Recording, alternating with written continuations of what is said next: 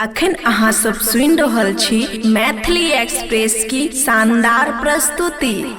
हाय हाय हाय हाय हाय तिरछी नजर। डीजे मनीष रक्सौल।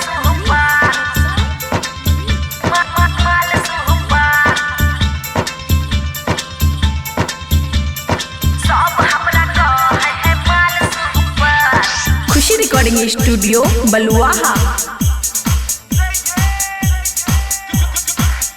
दरभंगा के छौरा, मधुबनी के छौरा, कुशेश्वर के छौरा, बलुआहा के छौरा,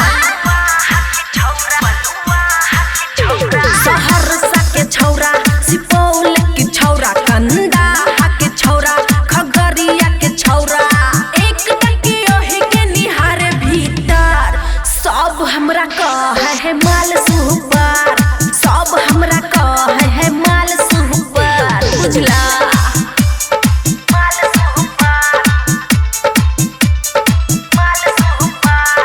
खुशी रिकॉर्डिंग स्टूडियो बलुआहा।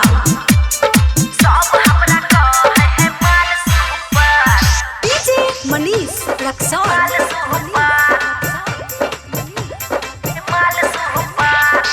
कियो बजाबै हमरा रानी, कियो कहे है दिल जानी, जानू सुना कही सब है पियाबै हमरा पानी,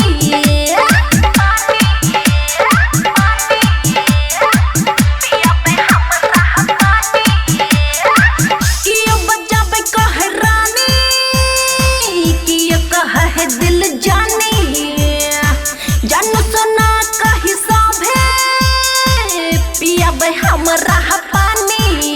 जब करे छी मना मना मना तब बाजै छै एना एना एना, जब करे छी मना तब बाजै छै एना, टन टन सिटी मारे जहिना कुकर, सब कहे हमरा हमाल सुपर, सब कहे हमरा हमाल सुपर। डीजे मनीष रक्सौल। खुशी रिकॉर्डिंग स्टूडियो बलुआहा।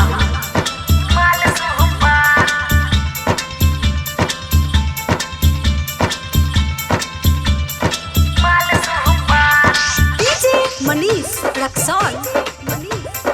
सब हमरा कहे है माल सुपर, कियो के नाम उठवाले, कियो के नाम कनवाले, बबुआ राहुल खाल चाहे गाल के हमर छाले, छाले छाले गाल के हमर छाले, कियो के नाम होठलाले, कियो के नाम कनवाले, बबुआ राहुल खाल चाहे गाल के हम